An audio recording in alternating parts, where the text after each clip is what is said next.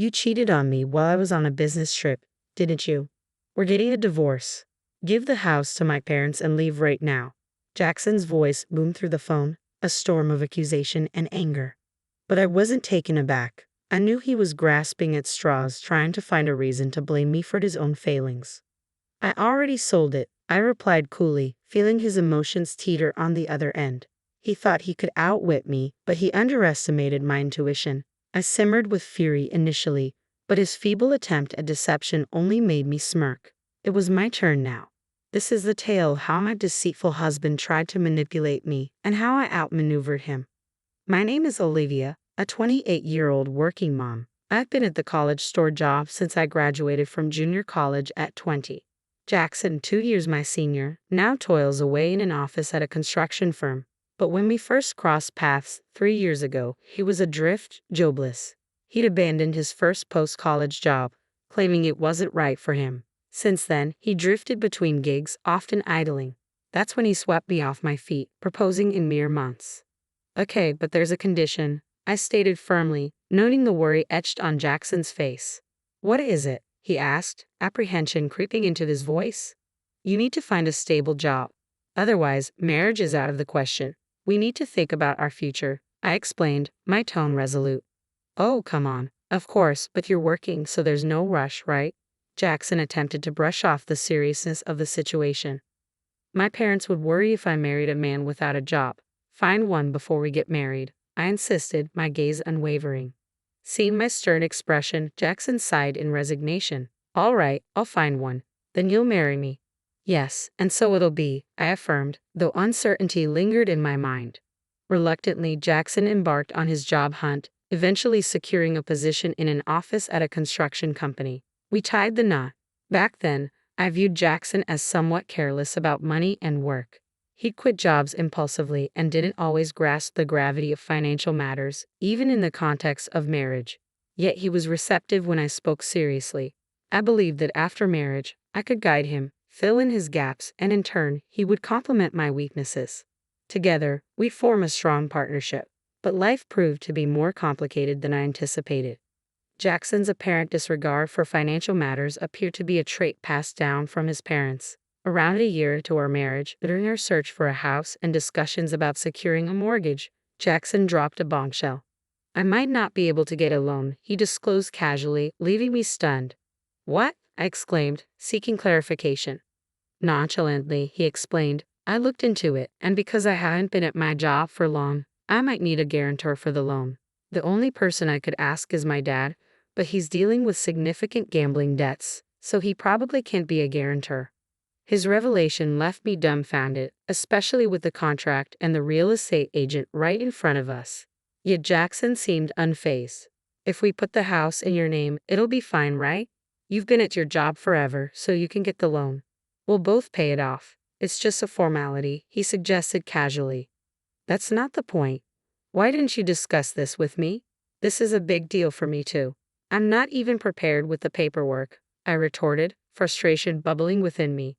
Though he apologized, his contrition felt hollow, lacking sincerity. Despite my urge to argue, I refrained from escalating the situation, considering the already prepared contract and the presence of the agent. Reluctantly, I hastily gathered the necessary documents, such as my income statement, for the loan application. In a spur-of-the-moment decision, I impulsively bought the house under my name. As I hurried to finalize the paperwork, a wave of anxiety washed over me. Could I truly envision a future with this man?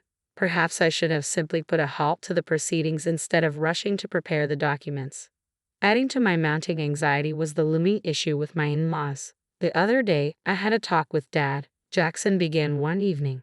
He mentioned that he might lose the house due to the debts I mentioned earlier. He's considering moving in with us.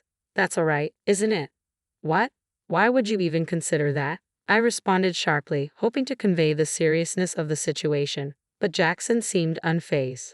Well, he's in a tough spot. My brother is single, but he's working overseas. I'm Dad's only option. Shouldn't we discuss this properly? Maybe he can stay with us temporarily until he finds another place, but committing to having him live with us permanently is a major decision, Jackson reasoned, his expression troubled. You're just trying to avoid the issue. If he stays, we can split the living expenses. You're always complaining about money, he countered.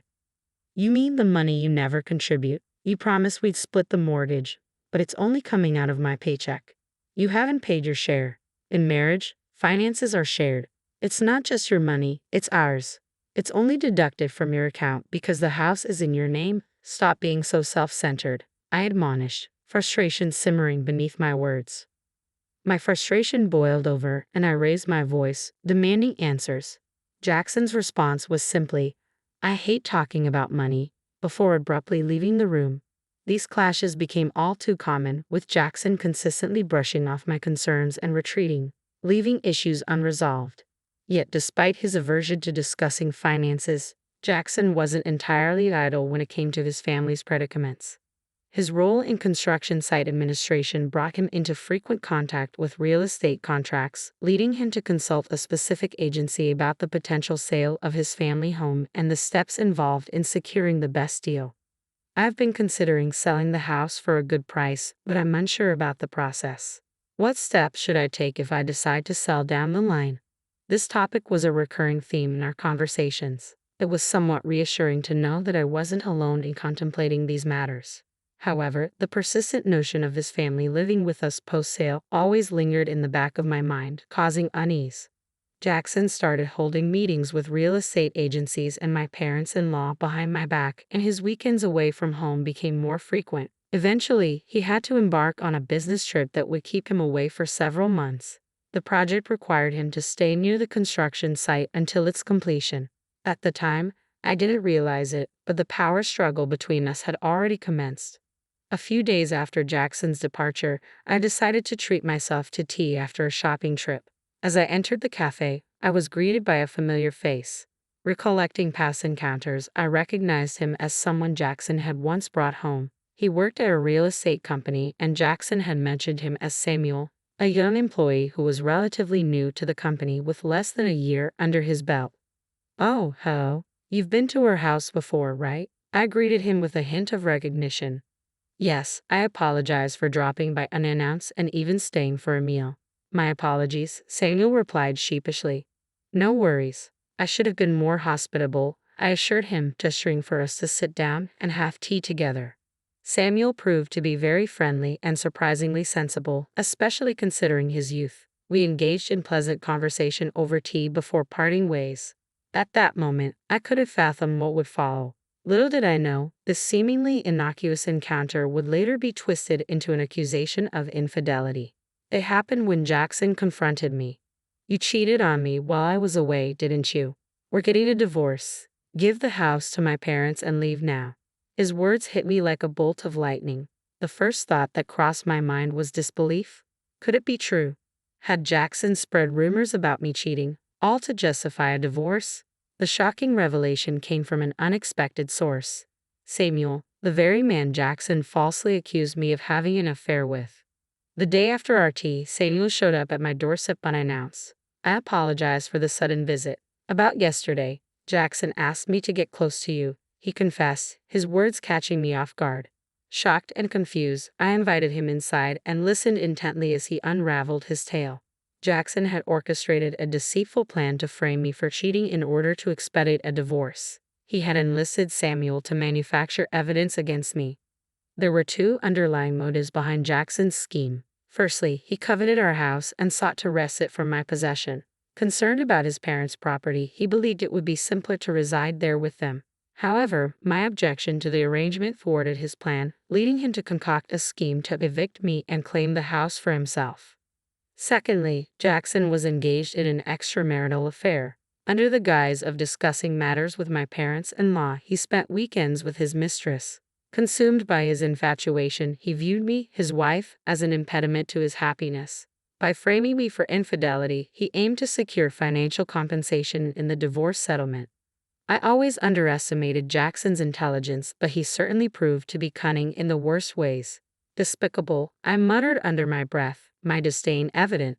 Samuel offered his apologies, but I had no intention of aiding Jackson in his deceitful scheme. I refused to be manipulated for such nefarious purposes. Thus, I feigned cooperation while secretly plotting to outmaneuver him.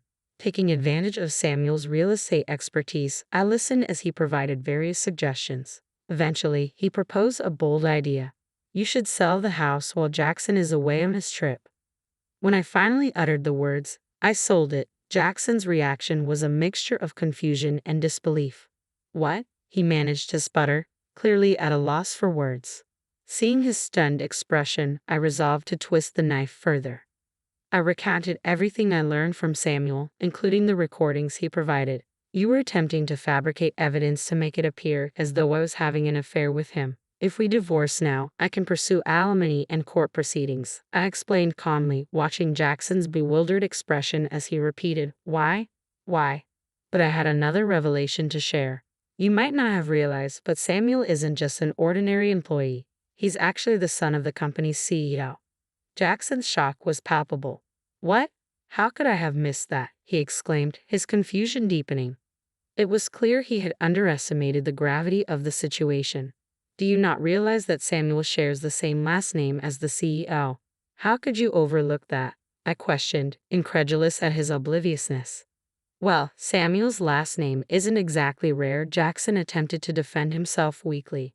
Wait, are you serious? He added, his incredulity growing. No, I'm serious, I asserted firmly, noting the shock in Jackson's expression. Samuel's company held significant importance to Jackson as one of his key clients. Additionally, they had provided crucial assistance with his family home matters. If news of his deceit reached the company's boss, Jackson would undoubtedly find himself in serious trouble. As it turned out, Samuel had already reported the situation. Hey, come on. All right, I'll look into it. If you're lying, I'll find out soon enough, Jackson responded before abruptly ending the call. It didn't take long for him to realize the gravity of the situation and the irreversible damage he had caused. Subsequently, the real estate company owned by Samuel's father refused to engage in any business dealings with Jackson or offer him advice regarding his family home. With no other options, Jackson was forced to return to his family home after concluding his business trip. Meanwhile, since I had sold my house, Samuel had graciously introduced me to an affordable apartment, leaving me with no concerns. As I initiated the divorce proceedings, Jackson persistently reached out, pleading for forgiveness. I'm sorry, Olivia. Please forgive me, he implored. It's too late now. You attempted to manipulate someone into trapping me. Why should I believe anything you say? I retorted, my resolve unyielding. Don't say that. Once we're divorced, you can marry that other woman, right? That's what you wanted, isn't it? I questioned, hoping to reaffirm his intentions. Yes, but she apparently had someone else she liked and dumped me. What a pathetic story, Jackson admitted with a hint of bitterness. Even if that's the case, don't expect me to welcome you back with open arms, I responded firmly, my patience wearing thin. With a sigh, I ended the call. Despite my efforts to keep my current address undisclosed, Jackson's relentless barrage of calls persisted. Each time, he'd plead, Don't leave me. Help me, I'll be a good husband, his promises ringing hollow in my ears. I grew increasingly exasperated with his empty pleas. Once the divorce was finalized, I resolved to sever all ties, deleting his number, blocking him on WhatsApp, and cutting off communication entirely. Yet, the unwelcome appeals didn't end with Jackson. Even my mother-in-law reached out, begging, Please, Olivia. We'll be lost without you. It's not the house we wanted. It's you, isn't it? But there's no house left, I pointed out, feeling a mix of frustration and disbelief. We didn't just desire the house. We're not that heartless. Come back, and you'll understand, she urged, her tone pleading. You were after the money, weren't you? I accused, feeling the surge of resentment. That's not true. You're being unfair. You tried to pressure me into living with you, and when I refused, Jackson attempted to manipulate me to gain an advantage in the divorce, she countered defensively. I can't trust someone like that. It's evident that your motives revolve around money, I asserted firmly, refusing to yield to Jackson's pleas. As I continued to reject his advances, my father-in-law dialed my number, his tone dripping with arrogance. Isn't it your duty as a daughter-in-law to show some respect to my wife? Are you seriously saying no? Isn't this all because of the debt you accumulated? He demanded, his voice growing increasingly strident.